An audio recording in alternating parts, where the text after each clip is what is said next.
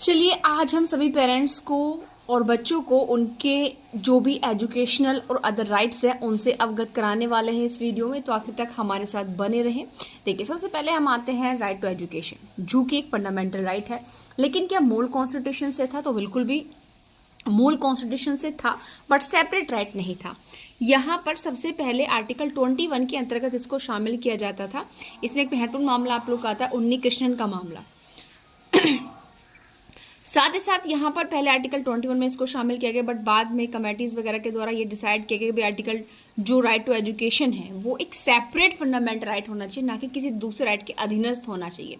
उसके बाद 86वां संविधान संशोधन हुआ हमारे कॉन्स्टिट्यूशन में 2002 में, और आर्टिकल 21A ऐड होकर के राइट टू एजुकेशन एक नया फंडामेंटल राइट बन गया। लेकिन यहाँ पर केवल आर्टिकल 21A ऐड नहीं हुआ।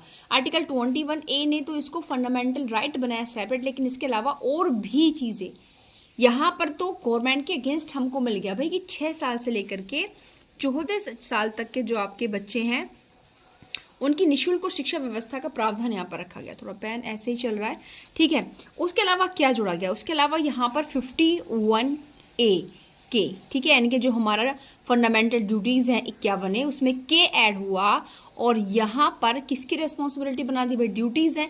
तो नॉर्मल सी बात है, बच्चों की शिक्षा के संबंध में किसकी ड्यूटी होगी? पेरेंट्स की ड्यूटी होगी। उसके अलावा अगर हम यहाँ पर आते हैं आर्टिकल 45, आर्टिकल 45 क्या कहता है?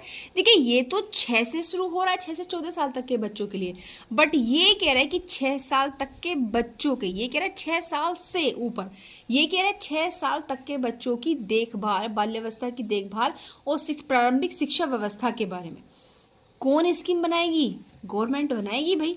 तो यहाँ पर सबसे एजुकेशन को इतनी प्राथमिकता यहाँ पर दी गई, बिल्कुल देनी चाहिए प्राथमिकता। विदाउट एजुकेशन किसी भी नेशन का डेवलपमेंट ही नहीं हो सकता है। कोई भी राष्ट्र बिना एजुकेशन कुछ भी नहीं है। तो यहाँ पर इसको फंडामेंटल राइट बनाया गया, पेरेंट्स की ड्यूटी भी बनाई गई और राज्य की रिस्पॉन्सिबिलिटी भी बनाई गई, सबको यहाँ पर इंक्लूड कर दिया गया।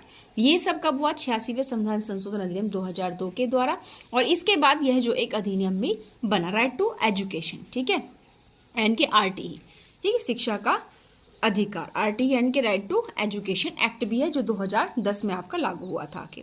उसके अलावा अब हम यहाँ पर आते हैं सेकंड चीज पर। अब हमने यहाँ पर देख लिया कि भाई शिक्षा का अधिकार फंडामेंटल राइट और सेपरेट राइट है, किसी के अधीनस्थ नहीं आ रहा है। दूसरा हमारा केस आता है कि मनमानी फीस के खिलाफ शिकायत करने का अधिकार।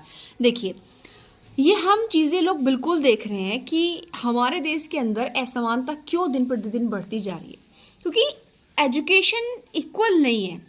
एक जो गरीब व्यक्ति है, मजदूर है, किसान है, वो अपने बच्चे को अच्छे स्कूलों में शिक्षा नहीं दिला सकता। क्यों नहीं दिला सकता? क्योंकि वहाँ पर अपने बच्चों का एडमिशन कराना उसके बस की बात नहीं है। क्यों नहीं? क्योंकि भाई वो लोग बहुत भारी फीस वसूलते हैं, जो एक सामान्य व्यक्ति उस फीस को अफोर्ड नहीं कर सकता।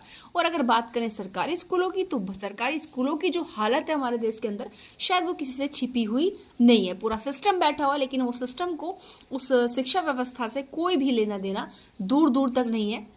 बच्चों के लिए जो स्कीम्स आती हैं, यहाँ तक कि मिड डे मील की जो भी चीज़ें आती हैं, उनको प्रीफ्रेंस यानी कि कंप्लीट वो चीज़ें बिल्कुल भी नहीं मिलती हैं। और हर क्षेत्र के अंदर जो बेसिक शिक्षा अधिकारी बैठा हुआ है ना, उन सबको इस चीज़ की जानकारी है। बट क्या है कि मूक दर्शक बने हुए कि सरकार पैसा दे रही है, वो भी मिल रहा है, स्कीम से जो आ रहा है वो भी मिल रहा है, भाड़ में जाए जनता और भाड़ में जाए उनके बच्चे। लेकिन सबसे बड़ी गलती यहाँ पर किसके? पेरेंट्स की, कि वो अपने अधिकारों को नहीं समझते, नहीं जानते, ठीक है।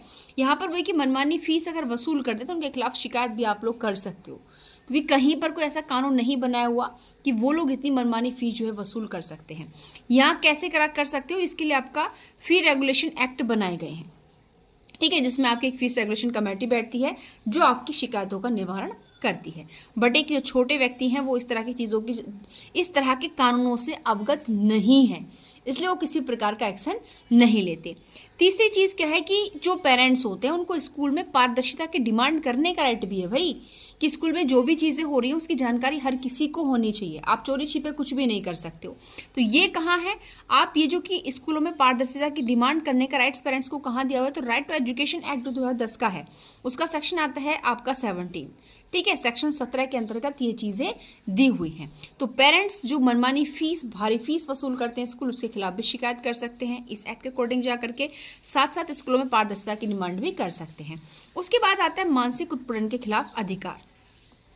ये क्या कह रहे हैं कि भाई ये कहाँ आता है कि बच्चों के मानसिक उत्पीड़न के खिलाफ अधिकार दिया हुआ है। ये भी किसको है? पेरेंट्स को है। भाई अगर उनके बच्चे को स्कूल के अंदर हरेस किया जा रहा है, ठीक है, तो वो क्या कर सकते हैं? जेजे एक्ट के अकॉर्डिंग भी उनको राइट मिला हुआ है, जुवेनाइल जस्टिस एक्ट के अकॉर्डिंग भी, राइट टू एजुकेशन एक्ट के अकॉर्डिंग भी उनको मिला हुआ है। वो शिकायत कर सकते हैं चाइल्ड वेलफेयर कमेटी में जाकर अगर उनके बच्चे को क्या किया जा रहा है?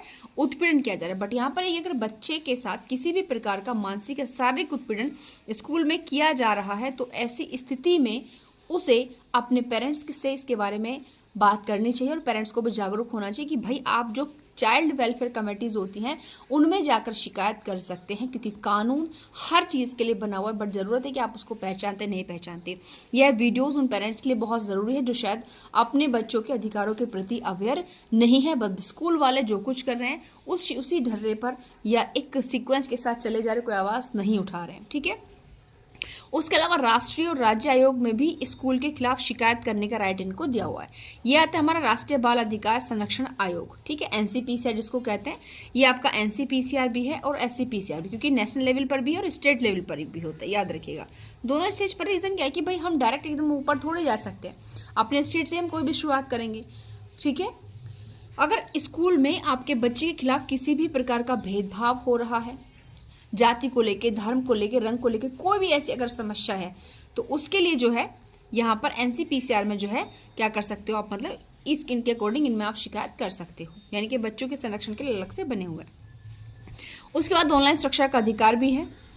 आपका साइबर हेल्पलाइन नंबर है, अगर आपके बच्चे के साथ किसी भी प्रकार का ऑनलाइन ऑफेंस होता है, साइबर ऑफेंस होता है, तो आप यहाँ पर जो है शिकायत दर्ज करा सकते हैं इस साइबर हेल्पलाइन नंबर पर। दूसरा आईटी एक्ट, दूसरा कानून भी बने हुए। नॉर्मली दो ऐसे कानून मैं बताऊं जो बहुत, अगर आपके बच्चे के साथ कोई ऑनलाइन स्कैम हो रहा है, मतलब ऑनलाइन धोखा, मतलब ऑफेंस हो रहा है, जो कि बहुत ही गलत किस्म के ऑफेंसेस होते हैं, अपराध होते हैं, आपका पोर्नोग्राफी होती है, ठीक है, बच्चों को प्रलोभन दिया जाता है गलत काम के लिए, तो यहाँ पर आप देखेंगे कि यहाँ पे आईटी एक्ट का सेक्शन 67B आप लोग पढ़ेंगे, उसमें बच्चों को प्रोटेक्शन दिया हुआ और अच्छी खासी पनिशमेंट और जुर्माना यहाँ पर इम्पोज किया गया है। और पोक्सो एक्ट का सेक्शन 13, 14, 15 बात करता है, ये कह रहे कि भाई आप जो है पोर्नोग्राफी ऑनलाइन किसी भी मीडियम से, मतलब इस चीज़ों का यूज़ आप नहीं कर सकते हो बच्चे को इन्वॉल्व करते हुए सेक्सुअल वर्क के अकॉर्डिंग। साथ ही 14 उसकी पनिशमेंट है। 15 कहता है कि आप इस प्रकार की जो पोर्नोग्राफी होती है ना, आपके ऑप्शन आर्टिकल्स होते हैं जिसमें बच्चे को इन्वॉल्व किया जाता है, उस चीज़ को स्टोरेज नहीं कर सकते हो। तो ये यहाँ पर सब चीज़ें क्या है कि बच्चों के साथ जो ऑनलाइन उनको सुरक्षा प्रदान करने के लिए, ठीक है। उसके अलावा यहाँ पर माता पिता की सहमति, स्कूल अस्पताल, यानी कि अगर स्कूल अस्पताल में कोई भी ऐसा वर्क होता है तो हम लोग जानते हैं कि पेरेंट्स की सहमति वहाँ पर ज़रूरी होती है, ठीक है। जैसे कि आप लोग जानने की, मानो कोई बच्चा, अभी हम बीएनएस के अकॉर्डिंग पढ़ते हैं सेक्शन 27 में, अगर कोई बच्चा है जिसके 12 साल से कम है, वो बीमार है, अगर उसको ऑपरेशन होना है, कोई इलाज होना है, तो उसके लिए पेरेंट्स की कंसर्न ज़रूरी है। तो ये हर क्षेत्र में चलता है जहाँ पर बच्चे से संबंधित कोई कार्य होना है। भाई आप ये समझ लो, स्कूल कॉलेजेस में कोई ऐसा प्ले हो रहा है जिसमें पता है कि सामने वाले को इंजरी हो सकती है, इसकी कंसर्न ज़रूरी है। तो ऐसी स्थिति में बच्चे की कंसर्न से काम नहीं चलेगा, आपको जो है पेरेंट्स की कंसर्न भी यहाँ पर लेनी होगी, ठीक है। 8 आता है बाल अधिकारों को जानने का अधिकार। बिल्कुल पेरेंट्स को यह पता होना चाहिए कि उन्हें उनके बच्चे के संबंध में क्या क्या राइट्स मिले हुए हैं, okay. RT, right to education act के अकॉर्डिंग भी है, देखिएगा, जुवेनाइल जस्टिस एक्ट के अकॉर्डिंग भी मिले हुए हैं, चाइल्ड राइट कैरेक्टर 2003 के चार्टर 2003 के अंतर्गत भी मिले हुए हैं। तो इस प्रकार से क्या है यहाँ पर मिले हुए हैं।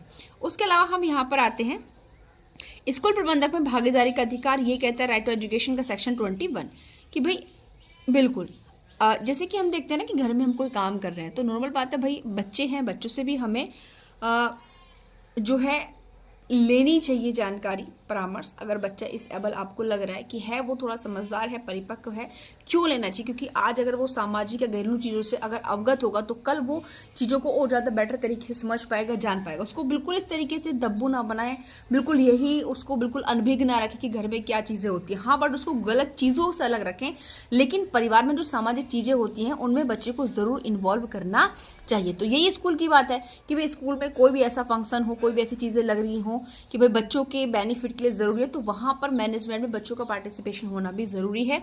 RTE, right to education act का सेक्शन 21 इस चीज़ को कहता है। तो इस तरीके से ये कुछ थोड़े से राइट्स थे बच्चों के संबंध में। अगर आप चाहते हैं कि इसी प्रकार की बहुत इंपॉर्टेंट चीज़ें आप तक पहुँचे, तो उसके लिए अगर अभी तक भी आपने चैनल को सब्सक्राइब नहीं किया तो प्लीज़ सब्सक्राइब कर लीजिए और वीडियो को लाइक, कमेंट और शेयर करना बिल्कुल ना भूलें।